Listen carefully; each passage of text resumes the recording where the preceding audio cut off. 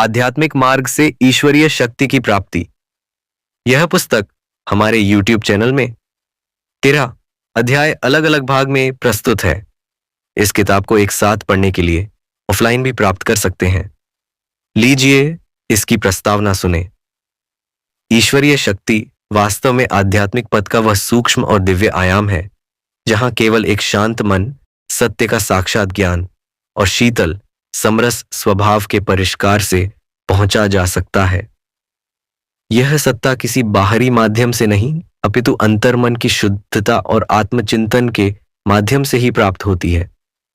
इसके लिए आवश्यक है कि हम अपने कर्मों का निर्धारण स्वयं करें, सजग होकर, विवेकपूर्वक और आत्मिक उत्तरदायित्व के साथ।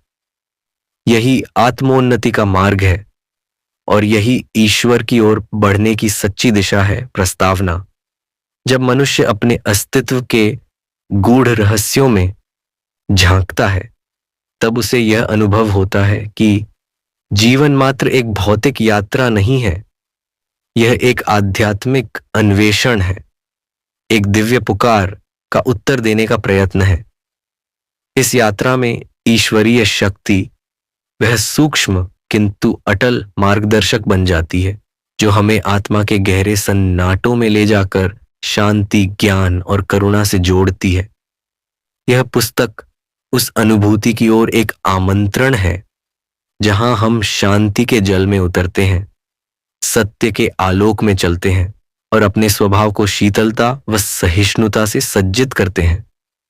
ईश्वरीय सत्ता कोई दूरस्थ सत्ता नहीं बल्कि हमारे भीतर ही स्थित वह ऊर्जा है जिसे हम अपने कर्मों, विचारों और आत्म प्रयास से जागृत कर सकते हैं। यह ग्रंथ न तो किसी पंथ का प्रचार है, न किसी मत का आग्रह। यह तो मात्र एक साधक की यात्रा है जो आत्मा से परमात्मा की ओर अग्रसर है। इसमें न तो कोई दावा है, न कोई वाद विवाद, केवल अनुभव है, अनुभूति है और उस शक्ति से जुड़ने की एक विनम्र चेष्टा है जिसे नाम देने की आवश्यकता नहीं। यदि इस पुस्तक का कोई अंश आपके अंतर्मन को छू सके, आपके विचारों में एक क्षण मात्र की भी शांति भर सके, तो यही इस लेखन का परम फल होगा। अध्याय 8 ईश्वरीय शक्ति की अनुभूति। ईश्वर को हम किताबी परिभाषाओं से नहीं जान सकते। वह न तो केवल मंदिरों में सीमित है, न ही किसी विशेष परंपरा में बंधा हुआ। ईश्वर एक चेतना है, एक ऐसी दिव्य उपस्थिति जो हर कण में, हर श्वास में, हर अनुभूति में विद्यमान है। लेकिन इस उपस्थिति को अनुभव करना हर किसी के लिए सहज नहीं होता। यह तभी संभव है जब हम स्वयं को शुद्ध, सजग और शांत बना सकें।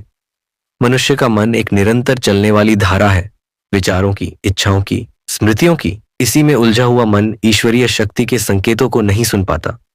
ईश्वर हमारे भीतर बोलता है, परंतु वह केवल उसी को सुनाई देता है जिसने अपने भीतर का कोलाहल शांत कर लिया हो।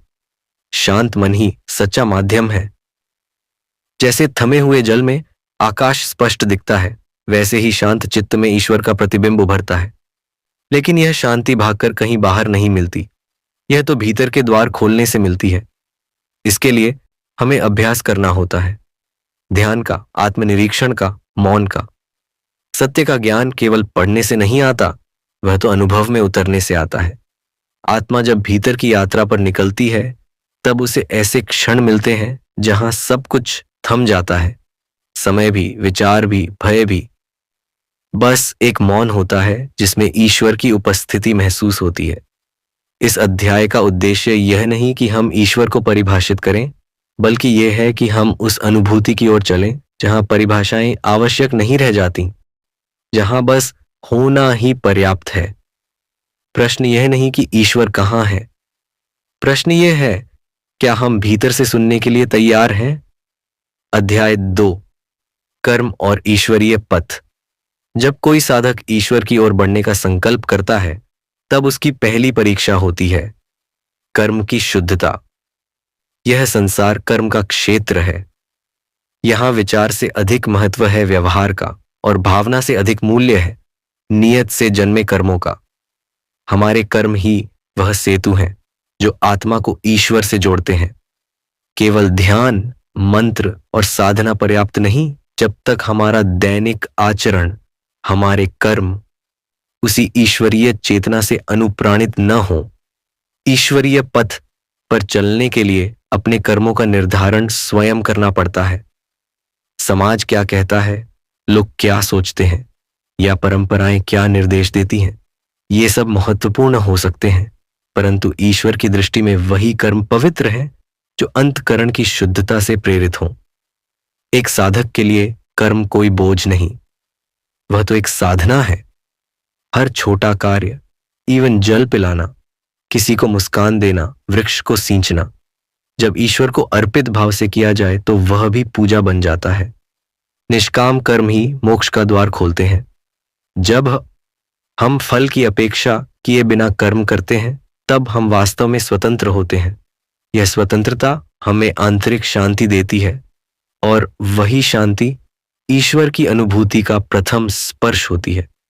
हमारा जीवन एक अवसर है ऐसे कर्मों से भरने का जो न केवल हमारे आत्मा को ऊंचा उठाएं, बल्कि इस संसार में दिव्यता का संचार भी करें।